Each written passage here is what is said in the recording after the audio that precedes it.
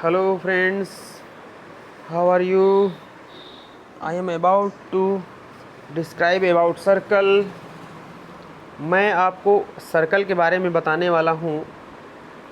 Circle से जो related theorem हैं, जो भी बातें हैं ज्योमेट्री में, मैं आपको वो बताना चाहता हूँ। मेंसुरेशन का सर्कल नहीं बल्कि ज्योमेट्री का सर्कल। तो सर्कल आप सभी जानते हैं, फिर भी ये आपका सर्कल है, ये केंद्र होता है, केंद्र से लेकर ये आपका ये रेडियस है, लेकिन ये तो मेंसुरेशन की बात हो गई, कोई बात नहीं। चलिए, तो सर्कल जो है ये आपका सर्कल है और ये सेंटर है, ठीक है। तो सेंटर है, इसको हम परिधि बोलते हैं और इसको रेडियस बोलते हैं और इसको हम जीवा बोलते हैं, कॉर्ड, इसको कॉर्ड बोलते हैं, जीवा। ये सब जीवा है, ठीक है। जो जीवा केंद्र से होकर जाए उसको हम व्यास बोलते हैं। तो क्वेश्चन पूछ सकता है, वृत्त में सबसे बड़ी जीवा क्या होती है? तो व्यास होती है। चलिए, सर्कल की सबसे पहली थ्योरम ये है, जैसे ये आपका सर्कल है, ये केंद्र है, तो एक तो ये केंद्र पर अंतरित हो गया, ये आपकी परिधि है, ठीक है। चाप, आर्क बोल सकते हैं, चंद्रमा की तरह चाप। तो एक चाप द्वारा केंद्र पर बना कोण उसी चाप के द्वारा परिधि पर बने कोण का दूना होता है। अगर ये आपका 20 है तो ये वाला आपका 40 होगा, ठीक है मित्रों। ये आपका सर्कल का पहला थ्योरम है कि किसी भी चाप द्वारा केंद्र पर बना कोण उसी चाप के द्वारा परिधि पर बने कोण के का दुगना होता है। मतलब चाप वही होना चाहिए और उस चाप से केंद्र पे जो कोण बन रहा है वो परिधि पर बने कोण का दूना होगा। तो यहाँ पे आप देख रहे हैं, यहाँ पे ये आपका अगर 90 है तो ये कितना होगा? 180 होगा, ठीक है। ये 90 है तो आपका 180 होगा। तो यहाँ पे जो है आपकी एक थ्योरम और निकल आती है कि अगर आप ध्यान से देखिए कि अगर ये 90 है तो ये 180 होगा, और 180 में ये लाइन सीधी हो जाएगी और वो कहाँ से होकर जा रही है? सेंटर से होकर जा रही है, तो ये आपका व्यास हो गया, ठीक है। तो ये कैसा ट्रेंगल बन गया? ये आपका राइट एंगल ट्रेंगल हो गया। मतलब एक वृत्त में एक अर्धवृत्त में बना जो कोण है वो समकोण होता है। ये थ्योरम है, एक अर्धवृत्त में बना कोण समकोण होता है किसी भी वृत्त में, ठीक है। चाहे जहाँ बने ये 90 होगा, ठीक है। ऐसे बने तब भी ये 90 होगा, इधर से बने तब भी 90। सवाल ये है कि ये केंद्र से होकर जाए। अर्धवृत्त में जो भी ट्रायंगल बनेगा उसके तीनों बिंदु टच होने चाहिए वृत्त को। अर्धवृत्त में बना त्रिभुज जो है, अर्धवृत्त में जो भी त्रिभुज बनेगा उसका एक बेस जो है वो व्यास होना चाहिए। तो उसके अंदर जो शीर्ष वाला कोण है वो 90 होगा। वही ये बता रहे हैं यहाँ पे। पहली थ्योरम आपने पढ़ी थी कि एक चाप के द्वारा केंद्र पर बना कोण परिधि पर बने कोण का दूना होता है। चाप समान होना चाहिए, ठीक है मित्रों। अब आते हैं नेक्स्ट थ्योरम में। पहले में हमने पढ़ा कि एक ही चाप के द्वारा केंद्र पर बना कोण परिधि पर बने कोण का दूना होता है। अब एक ही चाप द्वारा परिधि पर जितने बने कोण होंगे सब समान होंगे। आप देख रहे हैं ये भी 44.7 है। कहाँ पहुँच गए भाई?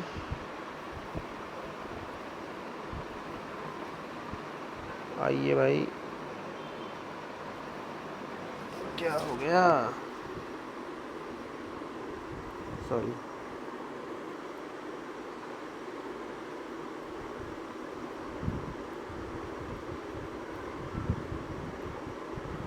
हाँ,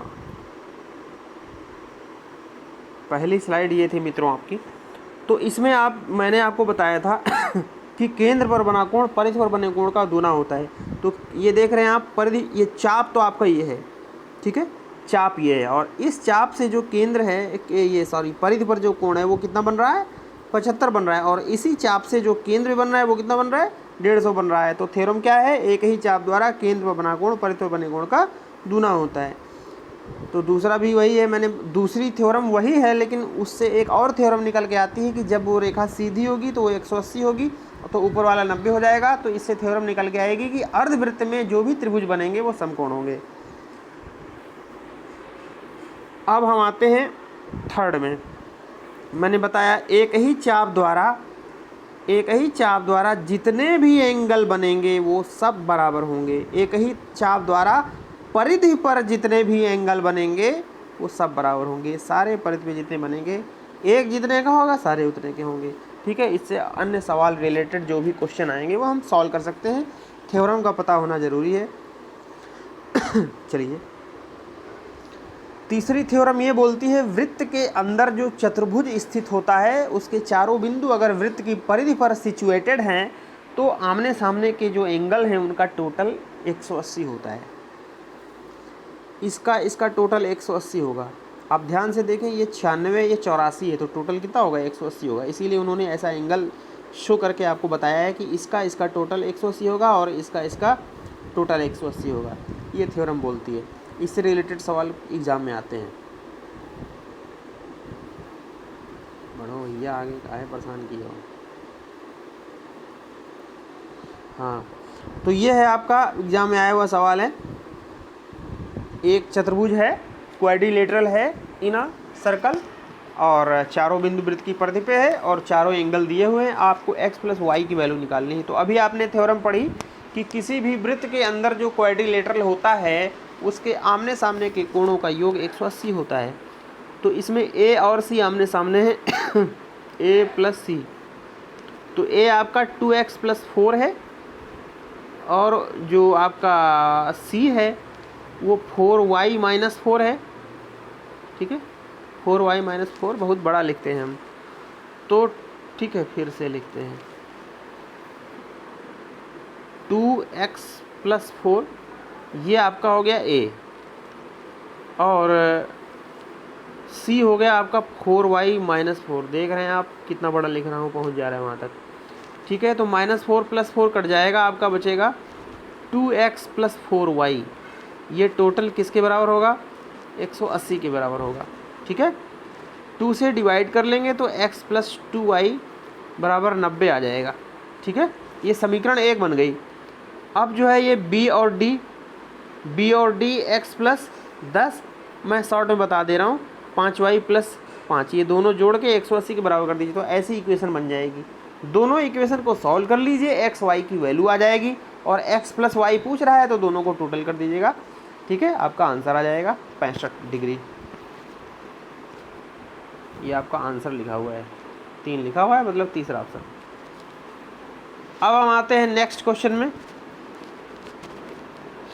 हाँ, ये थ्योरम है किसी भी वृत्त के स्पर्श बिंदु पर खींची जाने वाली रेखा जो है त्रिज्या उस पर लंब होती है। किसी भी वृत्त के स्पर्श बिंदु से कोई रेखा खंड खींचा गया तो त्रिज्या उस पर लंब होती है। ठीक है मित्रों, जैसे वृत्त है और ये आपका त्रिज्या है, तो त्रिज्या का जो स्पर्श बिंदु है वहाँ से जो रेखा जाएगी वो 90 अंश का कोण बनाएगी। ठीक है, ये आपकी थ्योरम है।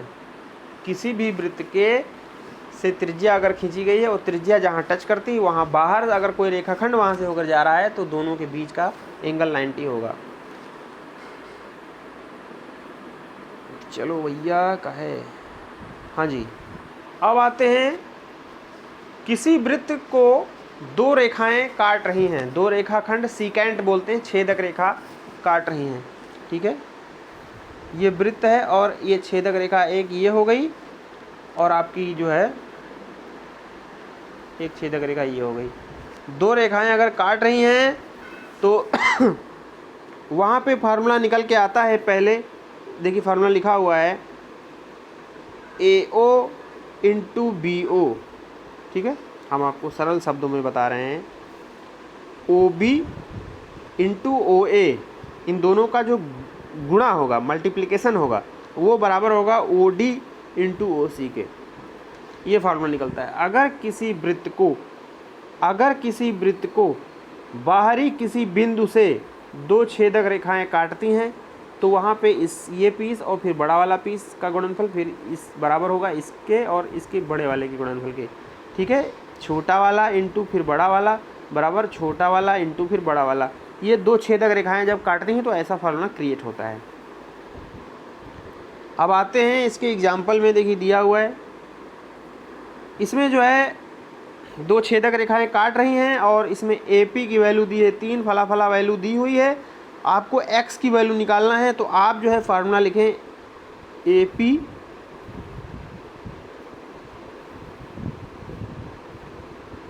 यार बहुत बड़ा लिखता हूँ मैं, AP into AB,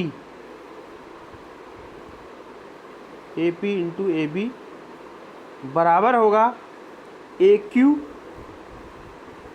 into AC। ठीक है, ऐसे क्वेश्चन बहुत आते हैं, आप जो है इसको प्रैक्टिस करें। अब इसमें AP की वैल्यू दी है 3 इंटू AB, AB जो है आपका नहीं दिया है। ठीक है, तो AP की वैल्यू 3 दी है और इसको आप x मान लीजिए, तो ये हो जाएगा 3 + x। समझ रहे हैं, AP आपका 3 दिया है और फिर फार्मूले में AB भी आ रहा है, तो इसको अगर x मान लेंगे तो 3 + x हो जाएगा, बराबर AQ 2 दिया है इंटू AQ आपका 2 दिया है और AC भी नहीं दिया है। ठीक है, हाँ QC दिया है, QC कितना दिया है, x दिया है। कुछ गड़बड़ा गया मामला। चलो हम वो नाम नहीं लिख रहे हैं रेखाखंड का। AP इंटू AB होता है, तो AP कितना दिया है 3 इंटू AB, ये AB कितना होगा, तो ये PB दिया था 5, मैं भूल गया था 5, और ये आपका 3 8। ठीक है, तो AP इंटू AB, तो AP आपका 3 दिया है और AB जो है वो 5 और 3 8 हो गया, बराबर AQ इंटू AC, तो AQ जो है आपका 2 दिया है और AC जो है AQ और QC जुड़ जाएगा तो QC x दिया है, तो ये आपका 2 + x हो जाएगा। ठीक है, अब इसको सॉल्व कर लीजिए, 2 चौके 8, 4 तियाँ 12 हो जाएगा, बराबर 2 + x। ठीक है, 2 इधर आ जाएगा तो x बराबर 10 आ जाएगा। तो दोस्तों ऐसे जो है थ्योरम से सवाल लग सकते हैं, ये सवाल इसी टाइप का है, आप लगा लीजिएगा। इसमें आपका 4 आंसर आएगा, दिया हुआ है, मतलब 11 सेंटीमीटर आएगा चौथा विकल्प। अब आते, हाँ ये भी आपकी थ्योरम है। एक अगर सर्कल है और उसको 2 ऐसे सेकंड काट रहे हैं, ठीक है, जरूरी नहीं कि ये केंद्र हो, ये लिखा हुआ है O need not be the origin. ये 2 रेखाखंड या 2 छेदक रेखाएं एक दूसरे को अगर काट रही हैं, तो वहाँ क्या फार्मूला निकलता है, वहाँ फार्मूला निकलता है आपका OA इंटू OB बराबर OC इंटू OD। जरूरी नहीं कि O सेंटर हो वृत्त का। तो ठीक है, इससे रिलेटेड भी क्वेश्चन आते हैं। चलिए, ये आपका जानना जरूरी है कि किसी वृत्त के बाहरी बिंदु से अगर टेंजेंट खींची जाएं, स्पर्श रेखाएं खींची जाएं, तो ये बराबर होती हैं। ये स्पर्श बिंदु से यहाँ तक की दूरी और स्पर्श बिंदु से यहाँ तक की दूरी, ये दोनों बराबर होती है। क्वेश्चन में इसका रूल, इसका यूज होगा। ठीक है, अब आते हैं अल्टरनेट सेगमेंट थ्योरम। ठीक है, तो ये क्या, इसका क्या मतलब है, तो ये कह रहे हैं कि किसी भी वृत्त में अगर एक त्रिभुज बना हुआ है, किसी भी वृत्त में अगर एक त्रिभुज बना हुआ है और उस त्रिभुज के किसी भी बिंदु से, स्पर्श बिंदु से अगर एक स्पर्श रेखा खींची जा रही है, तो जो ये बाहर का कोण बन रहा है वो इसके बराबर होगा, ये कह रहे हैं, और इधर वाला जो एंगल है वो इसके बराबर होगा। ठीक है, ये बोल रहे हैं। तो उसी से रिलेटेड क्वेश्चन, फिगर बना हुआ है, एक वृत्त बना हुआ है, वृत्त के अंदर जो है आप देख रहे हैं कि वृत्त के अंदर त्रिभुज बना हुआ है और ये स्पर्श बिंदु है और यहाँ से एक स्पर्श रेखा खींची गई है, तो ये वाला जो एंगल है वो 50 के बराबर होगा। और यही पूछ रहा है कि BAT कितना होगा, BAT कितना होगा, तो BAT किसके बराबर होगा, इसके बराबर होगा, है ना। मैंने बोला कि किसी भी वृत्त के अंदर अगर त्रिभुज बना हुआ है और स्पर्श रेखा खींची जाएगी, तो ये वाला इसके बराबर होगा, ये वाला इसके बराबर होगा। तो इसमें जो है त्रिभुज खींचा गया है, तो ये वाला इसके बराबर होगा, तो 50 हो जाएगा।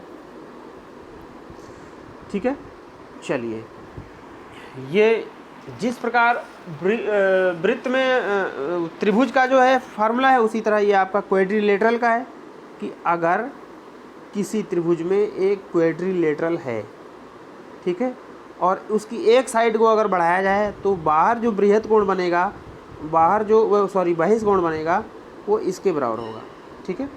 अगर इसको आप बढ़ा रहे हैं तो ये इसके बराबर होगा, अगर इसको आप बढ़ा रहे हैं तो ये इसके बराबर होगा, अगर इसको आप बढ़ा रहे हैं तो ये इसके बराबर होगा, ठीक है, बात समझ रहे हैं। तो ये जो x है ये इसके बराबर होगा, ठीक है, ये बोल रहे हैं। और अगर इसको बढ़ाया जाए तो ये वाला जो है इसके बराबर होगा। इस पे आधारित एक सवाल, सामने जो है वृत्त के अंदर एक चतुर्भुज बना हुआ है और बाहर के दोनों बहिष्कोण दिए हुए हैं, x का मान बताना है। ये आपको x का मान बताना है, तो ये x का जो मान है ये इसके बराबर होगा, ठीक है।